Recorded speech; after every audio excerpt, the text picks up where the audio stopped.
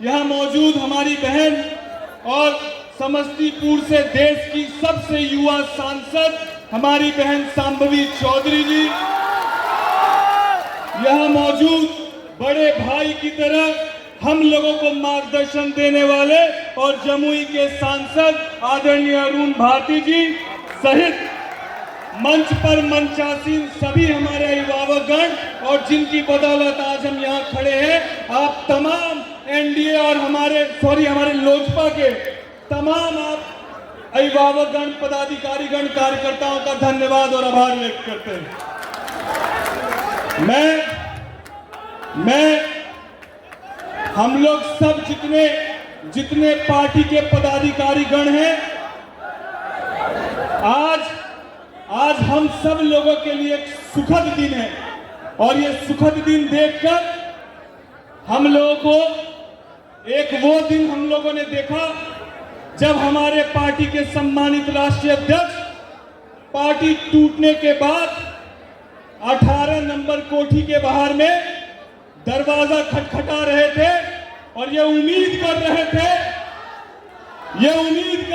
थे कि दरवाजा खुलेगा और हमारे 5 सांसद हमारे पास आएंगे, हमसे मुलाकात करेंगे, हमारी बातों को सुना जाएगा।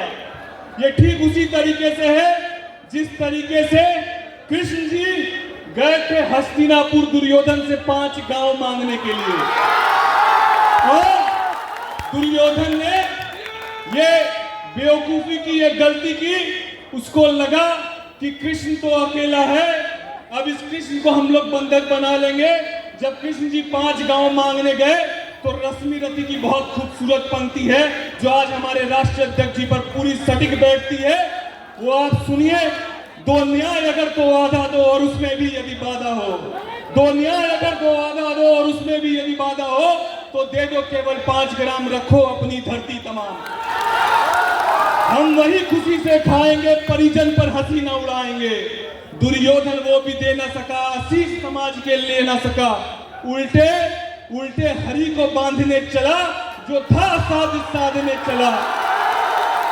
हरि ने भीषण हुंकार दिया, अपना रूप विस्तार किया, डगमग डगमग दिग्गज डोले, भगवान कुलपित होकर बोले, जंजीर बढ़ाकर साध मुझे, हाँ हाँ दुर्योधन बांध मुझे, हाँ हाँ दुर्योधन बांध मुझे।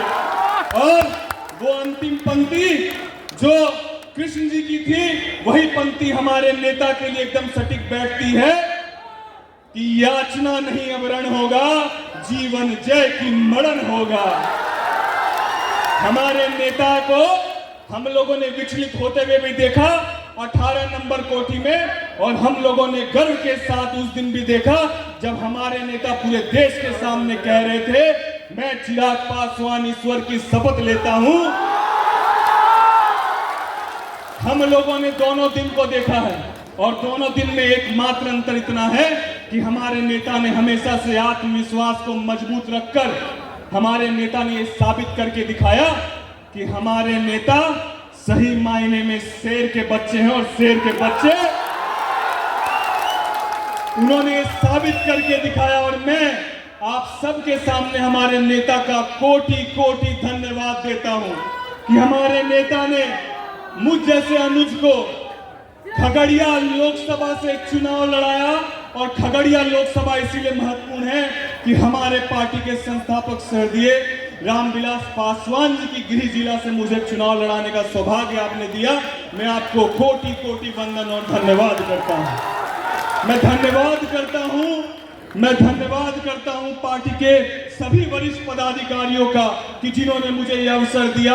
मैं धन्यवाद करता हूं आप सभी लोगों का जिन्होंने भीषण गर्मी में एक दरवाजे को खटखटाकर हम लोगों के लिए मतदान मांगा, और आज आप तमाम लोगों के आशीर्वाद से हम लोग यहाँ पर हैं। और अब आगामी 2025 का चुनाव आने वाला है। जिंदगी की असली उड़ान अभी बाकी है, जिंदगी की असली उड़ान अभी बाकी है। अभी तो कई इम्तिहान बाकी है, अभी तो नापी है मुट्ठी भर जमीन हमने, अभी पूरा आसमान बाकी है। मैं यही कहते हुए अपने राष्ट्रीय अध्यक्ष जी को यह विश्वास दिलाता हूं कि हम लोग का सौभाग्य है कि हम लोगों ने पार्टी को हमेशा से, मैं गैर राजनीतिक परिवार से आता हूं, हम लोगों ने बिहार में नेताओं को बदलते हुए देखा है, लेकिन बिहार की स्थिति को, बिहार की पहचान को यदि सही मायने में बदलते हुए देखा तो आपके नेतृत्व में देखा। और इस सोच को बदलते हुए देखा। लोग सोचते हैं कि बिहार के नेता जो हैं वो सदन में जाकर केवल हंसी मजाक या ठिठोला या देसी अंदाज में बात करते हैं, लेकिन बिहार के परसेप्शन को बदलने का काम किया। बिहार में भी शिक्षक नौजवान हैं, बिहार के नौजवान भी देश में अपनी प्रतिभा के माध्यम से एक पहचान को कायम कर सकते हैं। इस राजनीति की शुरुआत जिस खूबसूरती से आपने की, मैं कोटि कोटि आपको धन्यवाद देता हूं।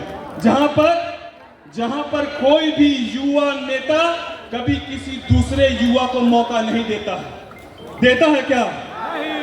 वहीं पर हमारे नेता इस भाव को नहीं रखते हैं, ना किसी जात, ना धर्म, ना मजहब, और सब के सब आप देख लीजिए चेहरे, नौजवानों को मौका देकर ये साबित किया और ये बताने का काम किया कि हमारे नेता का MY समीकरण यही है, वो महिला और युवा है।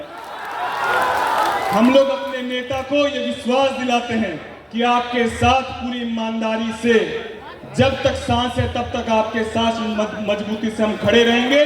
और आपके किए गए प्रयास से हम सौभाग्यशाली हैं कि हम लोग को नेता की तरह नहीं, आपने हमेशा एक बड़े भाई की तरह मार्गदर्शित किया है। नहीं तो कोई राष्ट्रीय अध्यक्ष अपने पार्टी के किसी पदाधिकारी के लिए या पार्टी के प्रत्याशी के लिए कभी कोई पूजा पाठ कराते हुए देखा है क्या? ये एक भाव है हमारे नेता का कि एक एक कार्यकर्ता को, एक एक पदाधिकारी को परिवार की तरह लेकर चलते हैं। और इस परिवार का सदस्य होने पर आज मैं अपने आप को गौरवान्वित महसूस करता हूं। मुझे राजनीतिक रूप से पहचान देने के लिए, मुझे मेरे परिवार को सम्मान देने के लिए मैं अपने नेता का कोटि कोटि धन्यवाद करते हुए अपनी वाणी को विराम देता हूं।